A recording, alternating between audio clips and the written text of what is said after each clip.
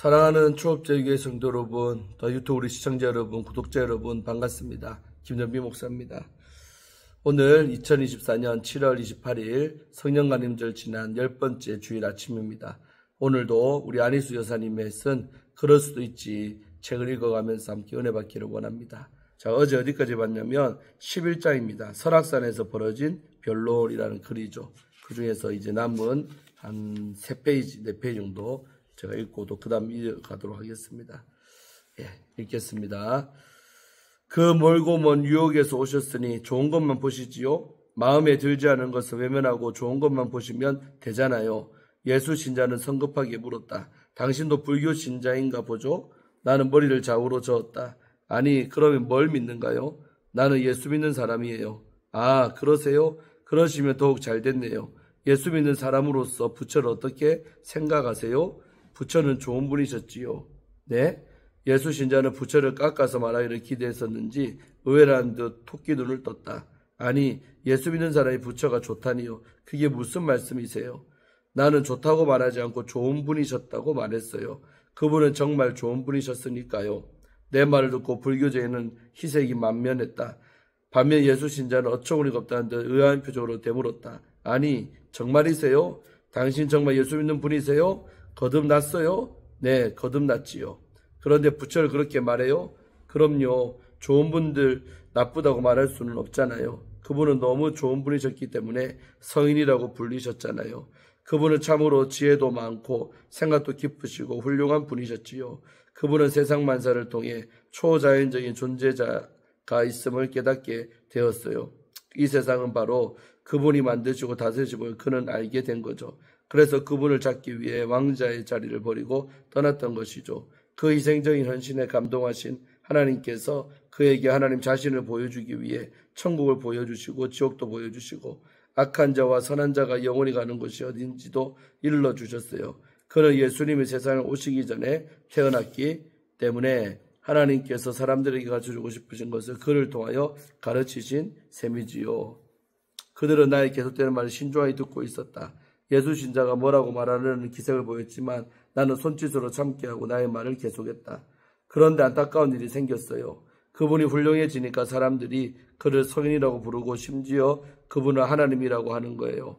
부처는 자신이 하나님이 아니라고 했고 단지 자신은 하나님을 찾아 헤맨 구도자일 뿐이었다고 말했어요. 그렇게 해도 그분의 주위에 있는 사람들, 그분을 보고 만나는 사람들, 심지어 그분의 소문을 들은 사람들조차 그분을 하나님이라고 하는 거예요. 그들은 나의 계속되는 말에도 실증되지 않고 잘 듣고 있었다. 나는 그들 열중하는 표정을 보고 말을 이었다. 생각해 보세요. 그 선하고 훌륭한 부처가 자기는 하나님이 아니라고 말해도 사람들이 자기를 하나님으로 섬기니 그 선한 분이 얼마나 곤란하겠어요.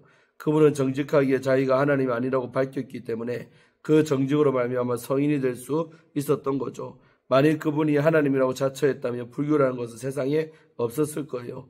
공자나 맹자도 서인으로 불리는데 그들도 정직하게 하나님이라고 자처하지 않았어요. 천지와 만물을 지으시고 생사복을 주장하는 분은 하나님이라고 가르쳤어요. 즉 자신들은 인간을 죄에서 구원할 줄 능력이 없다는 말이지요. 그들 중 어느 한 사람이라도 자신이 하나님이니 자신의 말을 믿어야 한다고 주장하지 않았어요. 그리고 자신을 믿어야 천국에 간다고 말하지도 않았고요. 그들은 잠잠히 그리고 흥미있게 내 말을 들었다. 나는 물 흐르듯 말이 줄줄 나왔다. 맑은 공기와 시원한 바람 그리고 물소리는 나의 말에 장단을 맞추는 것 같았다. 나는 그들의 모습을 주시하며 계속해서 말했다. 그런데 예수님은 그렇지 않았어요. 예수님은 분명 또한 누누이 제자들과 그를 따르는 사람들에게 그는 하늘에서 왔으며 하나님의 아들인 것과 그를 믿어야 천국에 갈 수 있다고 구원한다고 말씀하셨지요. 그는 하나님과 동일한 분임을 강조하셨고 그를 믿지 아니하면 영원히 죽을 것이라고 말씀하셨어요. 이러한 말씀을 되풀이하셨고 친히 하나님과 동일한 분이심을 보이셨어요. 그는 이 세상에서 하나님의 나라에 대해서 말씀하셨어요. 그리고 죽은 사람을 살리고 병든 자들을 고치시고 여러 기사와 이적들을 행하셨어요. 무엇보다 더 중요한 것은 사랑을 실천하신 거예요. 인간의 죄를 사하기 위해 하나님께서는 그의 독생자 예수를 이 땅에 보내셨지요. 그리고 예수님은 십자가에서 죽으시기까지 인간을 사랑하셨어요. 인간을 영원한 생명으로 구원하기 위해서이지요. 이것이야말로 참다운 사랑이 아니겠어요? 그리고 그분이야말로 하나님 아니겠어요? 나는 그들의 얼굴을 자세히 살피면서 이야기했다. 믿는 부인의 얼굴을 환해졌고 다른 부인은 무표정하게 듣기만 했다. 보세요 부인, 부처도 다른 모든 서인들과 같이 자신이 하나님이라고 하지 않았지요? 왜냐하면 부처도 하나님을 찾았던 분이었으니까요. 따라서 예수님 외에는 구원이 절대로 없어요. 예수님은 곧 하나님이셨어요. 다른 서인들은 지금까지도 그들의 무덤을 가지고 있지만 예수님은 무덤이 없어요. 예수님은 죽으신 지 사흘 만에 다시 살아나셨고 제자들과 많은 사람들 앞에 보이셨어요. 그리고 예수님은 걷기도 하셨고 잡수시기도 하셨고 가르치기도 하셨어요. 그렇게 40일 동안 계시다가 많은 사람들이 보는 앞에서 하늘로 올라가셨어요. 제자들은 그 예수 전하는 사람들로 변화되었지요. 우리도 그들의 기록을 통해 믿고 있지요. 부처나 다른 서인의 가르침을 받는 사람들은 악인이 안 될지는 모르나 영원히 사는 구원을 얻을 수가 없고 인간의 가장 큰 문제인 죄의 문제를 해결할 수 없어요. 오로지 예수에게만 죄사함이 있고 예수님에게만 구원이 있고 영생이 있지요. 그래서 나는 예수님을 믿고 죽음이라도 두려워하지 않고 죽으면 죽자 하는 신앙 자세로 살고 있답니다. 나는 여기서 말을 중단했다. 그들의 반응이 궁금했기 때문이었다. 예수 신자라는 부인이 눈을 크게 뜨면서 나를 한참 보더니 아니 선생님 죽음은 주의라는 책을 읽어보셨어요?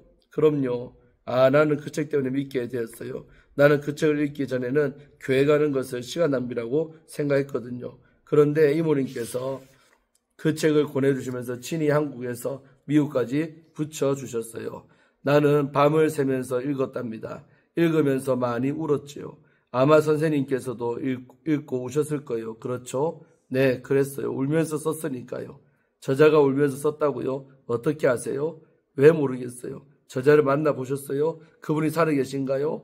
물론이죠. 어디 계신가요? 서울에 가면 만나볼 수 있는가요? 서울까지 갈 필요 없어요. 그럼 미국에 계셔요? 아니요. 여기에 있어요. 바로 여기에.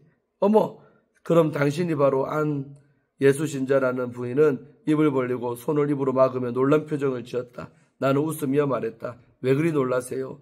나는 보잘것없는 한 노인이고 또한 이름도 빛도 없는 초라한 전도자에 불과한데요.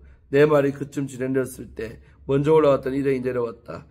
그 일행은 세 부인과 함께 왔던 사람들이었다. 사람들은 여기저기 쉴 곳을 찾아 앉기도 하고 음료수를 마시기도 했다. 두 부인은 그 동행자들을 찾아서 가려고 일어섰다. 그러나 예수 신자는 여전히 내 곁에서 떠나자 하지 않았다. 먼저 나는 떠나려는 부인들의 손을 잡고 말했다. 자매님, 내가 지금까지 한 말을 무시하고 저버리면 하나님께서 슬퍼하신답니다. 예수님만이 우리를 구원하시고 우리의 죄를 사하실 수 있어요. 꼭 기억하세요. 그런 말은 처음 들었어요. 한 부인이 말했다. 그러자 부처를 옹호했던 부인도 말했다. 사실 저는 불교쟁이도 아니고 아무 종교도 믿지 않아요. 우리 남편 친구가 집사님인데 저더러 자꾸 교회 다니자고 설득한답니다. 언젠가는 우리도 믿게 될 거예요. 좋아요. 그럼 우리 천국에서 만나겠네요. 거기서 이 설악산에서 나누었던 이야기라며 잘 지내봅시다. 꼭 그렇게 하겠지요? 글쎄요. 그래야겠지요. 남편 친구한테 하나님 말씀을 잘 들어보시고 좋은 천국 친구가 되어요. 그리고 제가 쓴 죽으면 죽어야도 읽어보세요. 그렇게 해야겠네요. 죽으면 죽으리라요? 네. 그리고 죽으면 살리라는 책도 있어요. 누가 알아요? 다 읽게 될지 말이에요. 내 곁에 있던 예수 신자라는 부인이 그의 부인의 손을 잡고 사과했다. 내가 말을 너무 과하게 해서 마음을 상하게 했지요. 죄송해요. 용서해 주세요. 아니에요. 난 불교쟁이가 아니라니까요. 걱정 마세요. 그렇다면 우리 예수쟁이가 됩시다. 이 훌륭하신 선생님께서 직접 쓰신 책을 읽어보시고 말이에요. 어때요? 우리는 웃으며 헤어졌다. 나는 그들의 뒷모습을 보면서 그들이 예수를 믿는 성도가 되기를 바랬다. 주위의 나무들이 시원한 바람 소리를 냈다. 그러면 죽으면 죽자. 그러면 모든 것이 아름답게 이루어지리라. 아멘. 참 감격적입니다. 12장입니다. 제목은 말입니다. 말은 인격이에요. 말을 듣고 그 사람을 판단하니까요. 천한 사람은 귀한 말을 못하고 싸움쟁이는 복된 말을 못해요. 허영에 들떠있는 사람은 착하고 신실한 말이 없고 거룩한 신자는 해대는 말을 못해요. 무지한 사람은 덕이 있는 말을 못하고 화목하는 사람은 상처 주는 말을 못해요. 우매한 사람은 무지한 말을 하고 강교한 사람은 거짓말만 해요. 거짓된 사람은 친구가 없고 염치 없는 사람의 말은 개 짖는 소리 같아요. 참 목자의 심령과 같은 사람은 예수님과 천국을 말하고 사단과 지옥을 경고하는 말을 해요.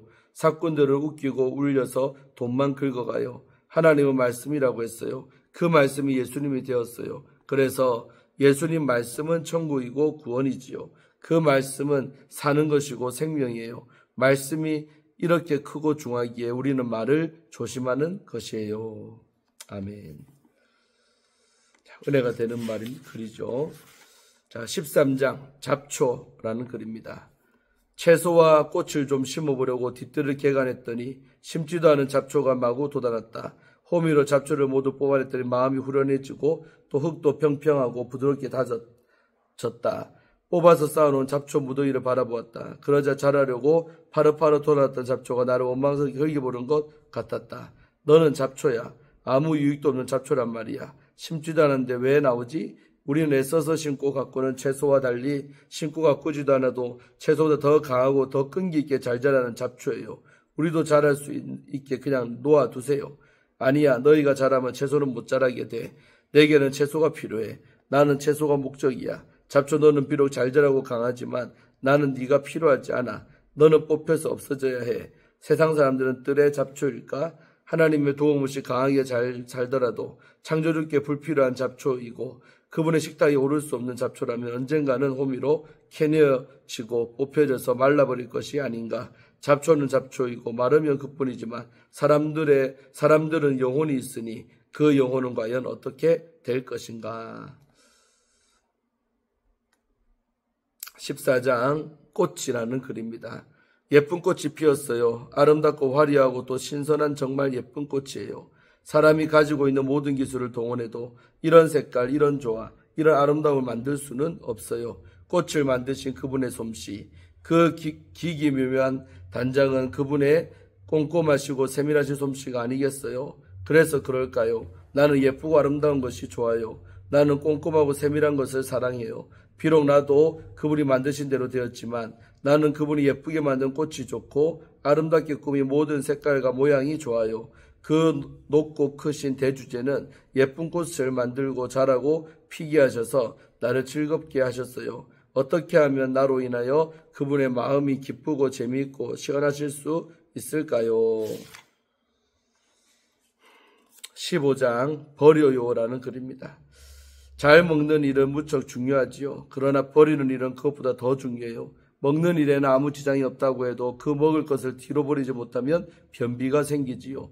버리지 않는 것은 곧 버리지 못한다는 것이에요. 그것은 잘못 먹는 것보다 더 안 된 일이에요. 먹었으니 먹은 만큼 버리게 되어 있어요. 그런데 버리지 못하면 온몸에 병균이 생기고 몸이 병들어 지장이 많아요. 이와 마찬가지로 예수님 믿고 말씀 듣고 기도하면서 못된 습관을 그대로 가지고 있는 사람은 말이죠. 그 사람은 영적인 변비 환자예요.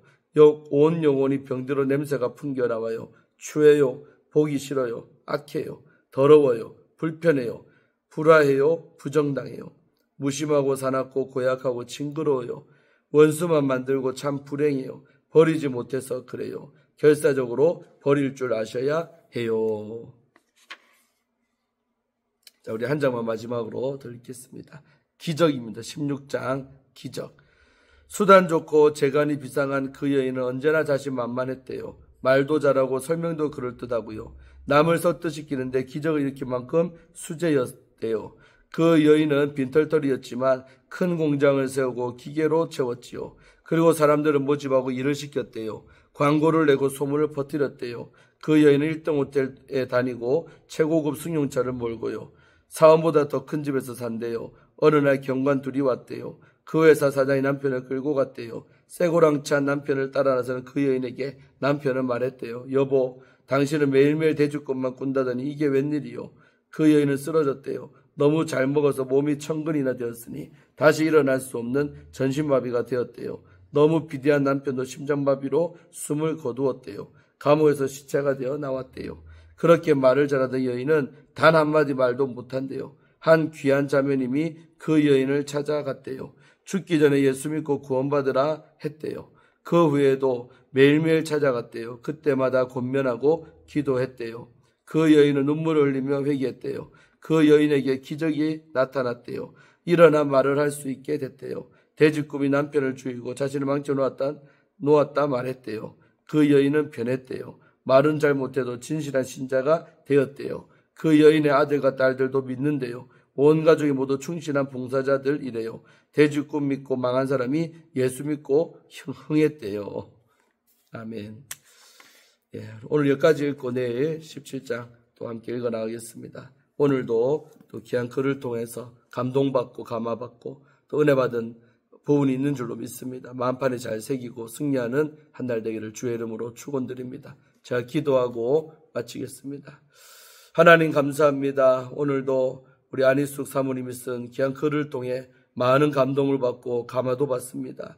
아버지, 참으로 깊이 있는 영성에서 나오는 이 귀한 글들이 우리에게 좋은 영향력을 끼쳐서 우리들도 더 깊어진 영성을 가지고 살아갈 수 있는 진짜 예수쟁이들이 다 되게 하여 주옵소서. 오늘 거룩하고 복된 주일입니다. 오늘도 주의 전 나와서 함께 말씀 받고 은혜 받고 또 성도들과 반갑게 교제하는 거룩하고 복된 주일 되게 하여 주옵소서.